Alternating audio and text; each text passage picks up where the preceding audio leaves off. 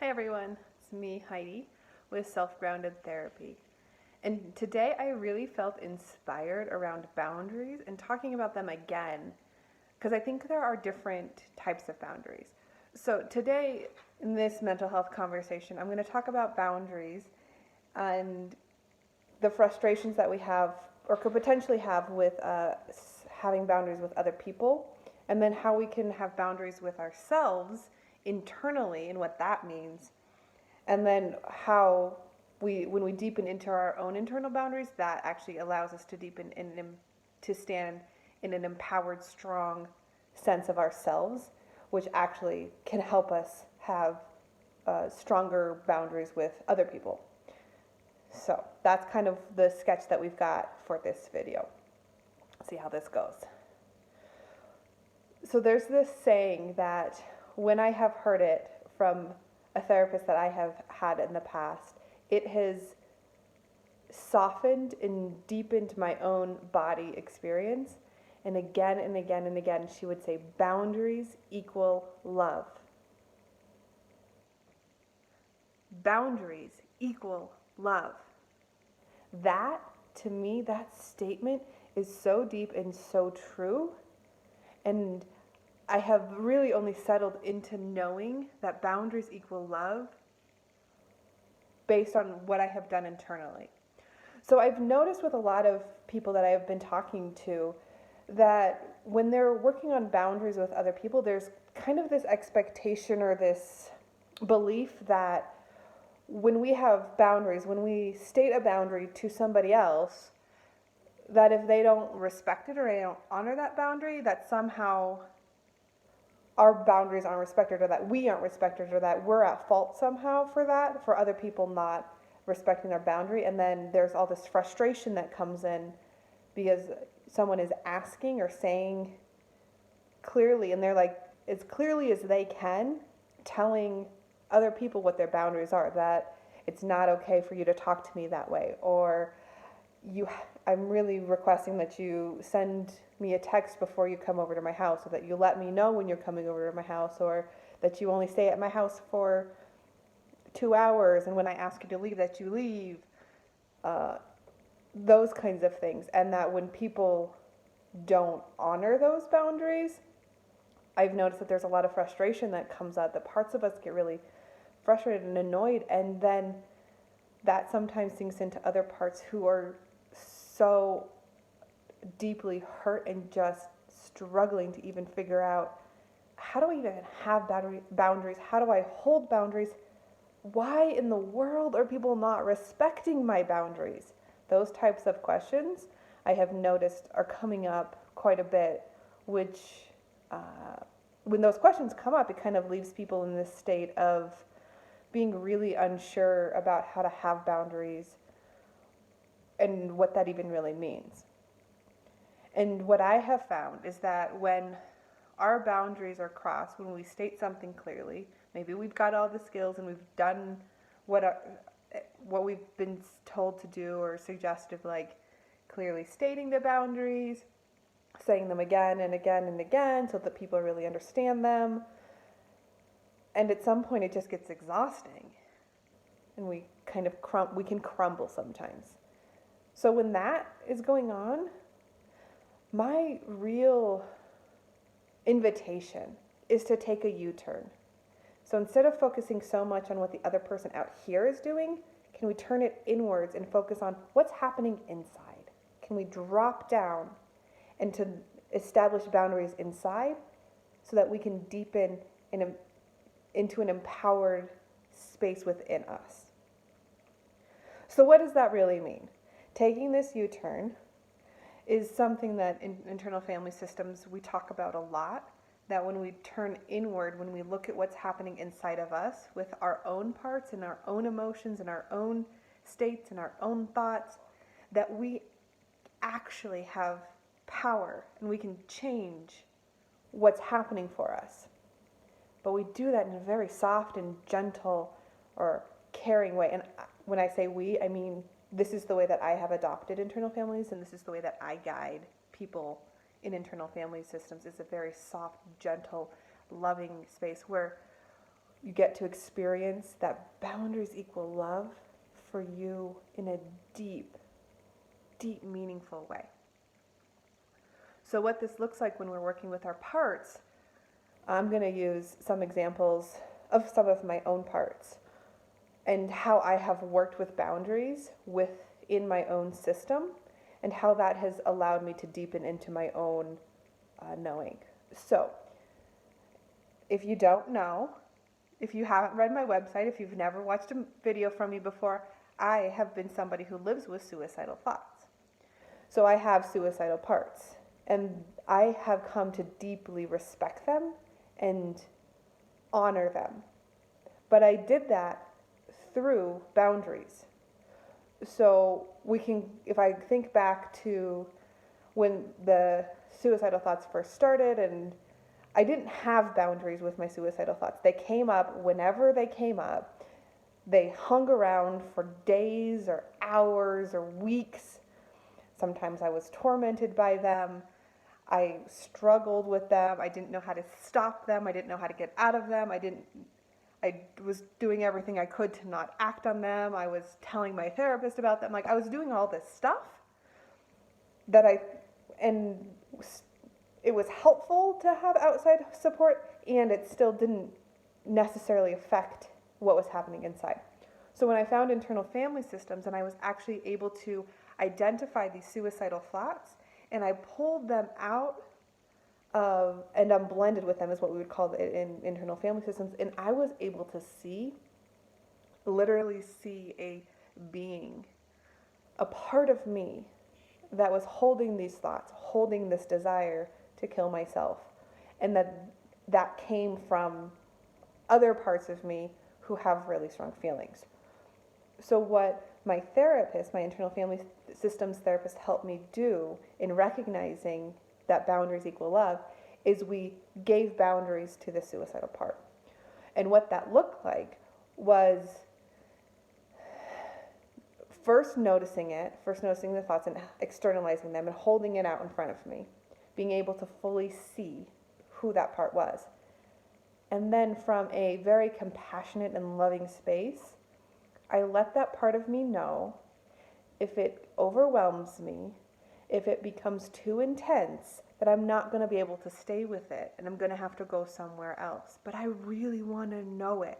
I want to know what its actions are, what it's like for it to be it, why it thinks it's so important to bring up those suicidal thoughts, what it's doing with those thoughts. So I let it know that. And I literally had to take it, and I created a house inside myself. That might sound weird. It might sound crazy. Like, what? There's parts of you and there's houses? What? But literally, that's what I did. I imagined a house, and in this house that I put the suicidal part. I helped the suicidal part go there. And it went. It wasn't particularly happy about it, but it knew that I was doing it out of love. So it went. And it knew that I wasn't abandoning it or putting it in a place where I was trying to stop having contact with it. I was actually trying to have more contact with it, not less. But in a way that was safe for me and for all of my other parts, and in a way that respected this part. So I was teaching it that boundaries actually are important, and that when it goes into this house, my other parts can calm down. The fear around the suicide can kind of ease. The parts that are really afraid of me killing myself, that could ease. And when that eased, then I was able to sit with this suicidal part and talk to it, literally talk to it. And I learned from it that it cares so much about me, really deeply cares. And because it deeply cares, it's trying to help me get out of the pain. It's trying to solve problems for me. It's working really hard. But the boundaries were that it stayed in that house when I was overwhelmed, when it was feeling like it had to make these drastic actions. I would notice it, identify it, and help it come back into the house. I continued that again and again and again until it trusted me. And it does deeply trust me now. So that's one way that internal boundaries can work. Another way that internal boundaries can work is if we have a part of us that maybe has really strong emotions, and when we get close to it, it overwhelms us, it floods our system, and we're just stuck in that emotion. Well, we actually have a choice with the distance. So we can play with the distance within ourselves. We can identify the part, we externalize it, just as I did with my suicidal part, and then we ask that part, can it hold its energy close to it? And if you ask your parts that, they will do it. So we ask parts, can you hold your energy? Can you pull your energy a little bit closer so that I can be with you? Everything we do about boundaries is being with parts from a self-loving space to deeply know them, to help them, because they have those feelings and that energy for a reason. And they're doing something very important for us. And it's as with self-energy, it's our goal to know that. So as those parts can kind of pull their energy in, then the feelings aren't so overwhelming. And then there's more that can happen. So the part is kind of holding its energy, and then you can play with the distance. You can get closer to it, and you notice how that feels in your body. And then you get further away, and you notice how that feels in your body. And then as you find that area that's just right where you can be in connection with the part, but not so overwhelmed with the part that you're completely lost in it or overwhelmed with the feelings. So you can think of this as feelings too. Like you have choice. You have choice with how close or how far you get away from your feelings with boundaries. It can take some time and some skill to learn that. And I know for myself that there have been times when it's like I have no choice over what I feel or when I feel it or how I feel it. It just is there. And what I've learned is that it's not necessarily that I have choice over what I feel, but I do have a choice of how I respond to the feelings that come up. So there sometimes are choices which don't necessarily feel like choices because the part overwhelms me and I get stuck in the overwhelming feeling. Then I tend to see my choices more as like I might reach out to a friend or I might reach out to somebody else to try to help pull me back so that I can help the part remember that it can hold its energy, and when it holds its own energy, I can really show up for it and attune to it.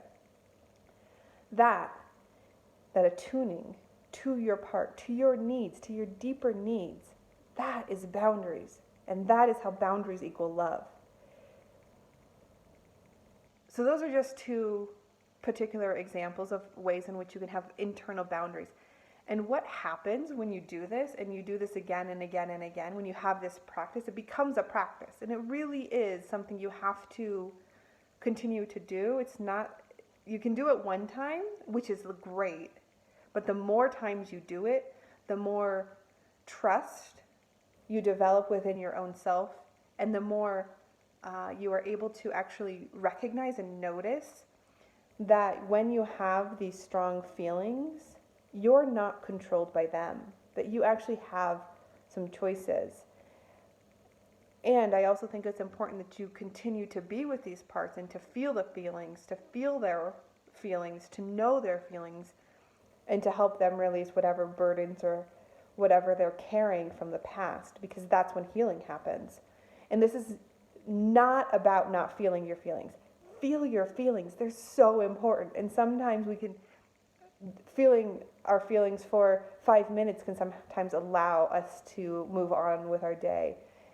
It's a clearing. That's what feelings are for. They come up, they show us something. We can help clear them. We can ground back into ourselves. We can make a self-led decision.